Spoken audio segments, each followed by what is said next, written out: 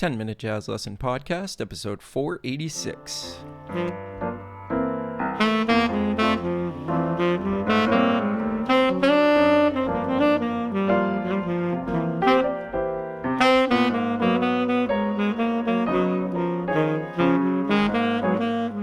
Hey everybody, welcome back. This is part 1 in a series on advanced bebop scale exercises. I remember when I started practicing bebop scales and studying some of the concepts of Barry Harris's teaching, everything really took off for me in terms of my ability to be able to play bebop. And once I understood the basics of these scales and where to place the half steps, I started looking for ways to really challenge myself to bring these to the next level and to get my ability with these collections of pitches really embedded in my fingers, in my ears, and to make it so that I could actually be creative with them when I was soloing. So I'm going to show you some of these ways that I challenged myself. And hopefully, if you're at a point where you understand the basics and you're looking for something a little bit more challenging, this can help you as well. Before we get into this episode of the podcast, just wanted to let you know that there will always be a video version of the podcast over on my YouTube channel.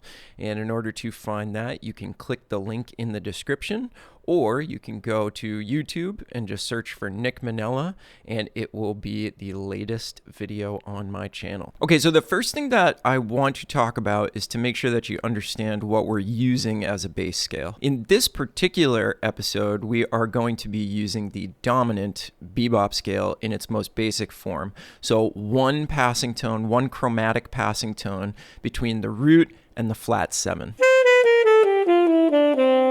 So there it is from the root. And what I want you to understand and have the ability to do before you dive into this stuff is to be able to start that particular scale on the root, the 3rd, the 5th, and the 7th. So I just want you to have that basic ability.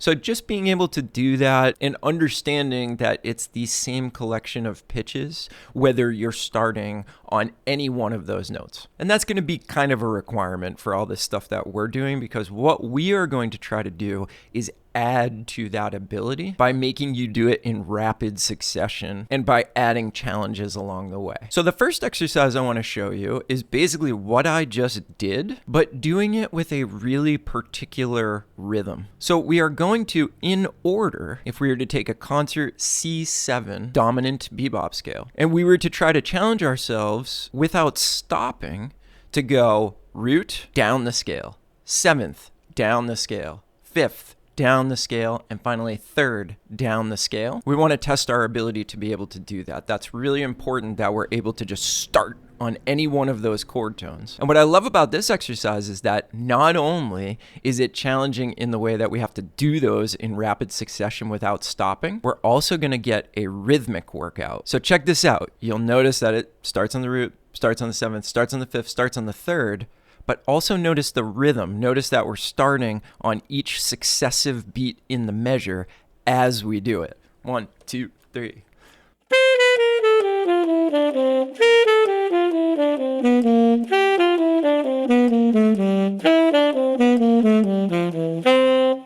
Let me do that one more time. 1, 2, 3.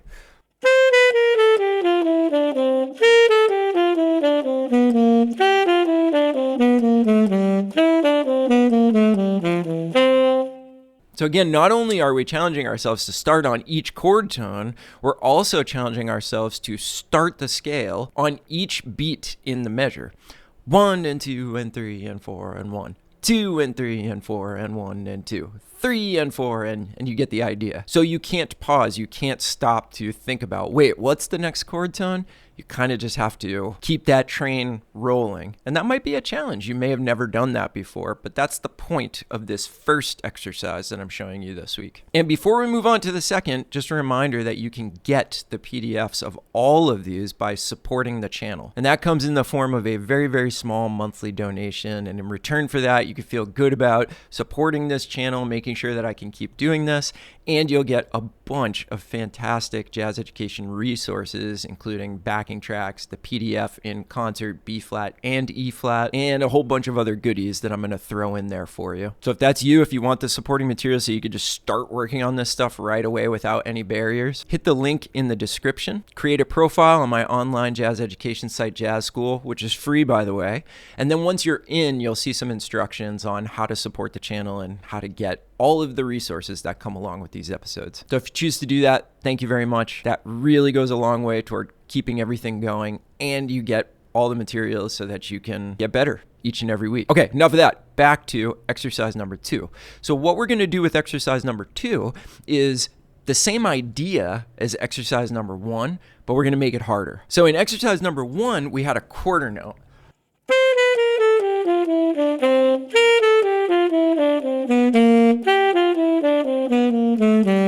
And what we're going to do in exercise number 2 is we're going to remove that quarter note, and we're going to turn this into what I like to call a perpetual motion exercise, which basically means it never stops. You're in motion the entire time you're playing through the exercise. So when we came to that quarter note, we just jumped up to the next chord tone, right? This exercise keeps that bebop scale going the entire time. But as soon as we get down to the note that we started on, we jump back up to the next note in that bebop scale. It sounds like this.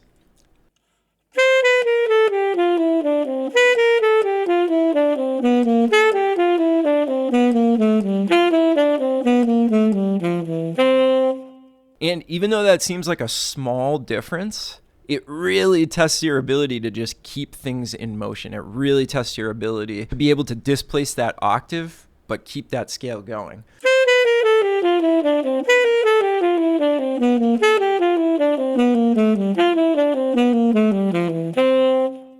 Now, one thing that I want you to notice about all of these exercises that we're going over today, the beauty of it, and at the end of the day, the beauty of this device, the bebop scale, is that it keeps all of the chord tones on strong beats. So if you look at this exercise, even though it seems like we're doing a whole bunch of crazy stuff, you will notice that on every single beat, we have a chord tone. And that's like sort of a core tenet of bebop, right? Strong notes on strong beats. It's a very harmonically clear music, meaning that in our melodic lines, we want to reflect the harmony quite closely by using certain strategic notes in certain strategic places. So in this case, it's chord tones on the beat. Okay, so these are 2 exercises that went a really long way toward building my fluency with this scale. But when I started to get these down, I started to really want to get some of the ornamentation of bebop, because that's another super important part of playing bebop, is a lot of these little rhythmic things that our favorite musicians are doing, these little ornaments that are happening. So I thought of one of the coolest and most common bebop ornamentations, which is a 16th note triplet. And I started to say, okay, well, how can I incorporate that 16th note triplet into this exercise? So what I basically did was I went back to the first exercise and I just added a 16th note triplet with a scale tone above to the beginning of each one of those lines. And this is challenging both technically, and you've got to get the idea of that little flip with the 16th note triplet. You've got to really understand that if you're going to play it off of each chord tone. But I really love the sound of this third exercise. Check it out.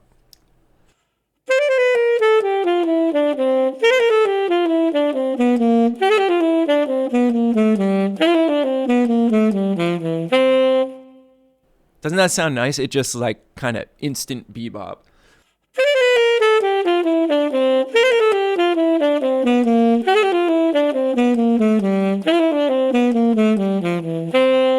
So these 3 exercises are very much tied together, right? They all kind of share the same DNA, which is just practicing, becoming fluent with playing descending, dominant basic bebop scales with one chromatic note, but really testing my ability to be able to start on any of those chord tones and keep the scale really clear, meaning strong notes on strong beats. The way I started this and the way I suggest you do is I worked on each key individually, so maybe like one key a day, or if I was having a lot of trouble with a certain key, I would just keep at it until I had some fluency with it. And then I created a backing track and a little worksheet with the chords on it, and I challenged myself to be able to get through all 12 keys without stopping, which that's a lot of concentration, and it takes a while because it's sort of 8 bars in every key through all 12 keys. And I really challenged myself to just lay whatever exercise I was working on, 1, 2, or 3, perfectly. And that took me a long time, but all that work really paid off. It was repetitive, it was a little boring at times, it was frustrating at times, but it really paid off to be able to get through all 12 keys. So I'm going to give you the sheet with the 3 exercises written out in that first key, and then on that same sheet you'll have 8 bars of each chord and a backing track that goes right around the circle of fourths through all 12 keys and will allow you to practice that stuff and maybe challenge yourself to be able to get through all 12 keys without making any mistakes. Okay, so there are other bebop scales over other chord qualities, and that's what we're going to focus on in the rest of the month. I'm going to give you some different ways to challenge yourself with arpeggios, intervallic playing, while always tying it back to those bebop scales. Next week, we'll deal with major bebop scales, and we'll do some direction changes in the scales, which will really pay off and get you a lot more fluent. So if you want to catch the rest of this series in the month of January 2026, make sure you're subscribed, you got notifications turned on. And again, if you want to support everything that we're doing here, consider going over to Jazz School and signing up to become a supporting member of the YouTube channel and the podcast. All right, everybody. Hope your year's off to a great start. I'll see you in the comments section, and we'll see you next week with a brand new video. Bye, everybody.